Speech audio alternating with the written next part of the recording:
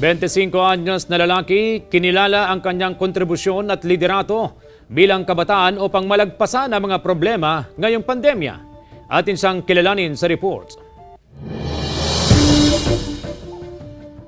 Isang karangalan para sa 25 anyos na si Mark Jacinto mula Quezon City na makilala bilang isa sa mga sustainable leaders sa Eco Business A-List 2021 at 25 Under 25 2021 mula sa iba't ibang panig ng mundo. Ang Eco Business A-List 2021 ay isa sa mga organisasyon na layong kilalanin ang kontribusyon ng mga kabataan sa pagsusulong ng sustainability at positibong pananaw sa social at environmental issues. Bilang online curator, mahalaga raw na magkaroon ng maayos at two-way communication sa pagsulong ng mga advokasya at iba't ibang usapin sa social media. Sa pamamagitan ng social media, dito na ihahayag ng mga kabataan ang kanilang mga ideya o makabagong pamamaraan sa pagsulong ng sustainability, lalo na sa pangangalaga ng kalikasan at kapaligiran. It's an online community na I started with other friends last March 2020 when the pandemic started. And yun, it grew and naging help siya for youth leaders and youth organizations to promote their events, lalo na kasi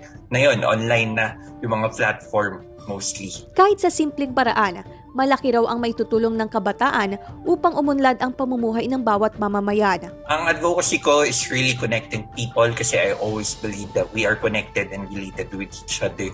So everything that we do, whether big or small man yan, it can really affect other organizations and other policies as well. Especially right now, we are facing the COVID-19 pandemic. Kasama si Ron Alistair Taniedo, Claire Lacanilaw, Balitang Amyanan.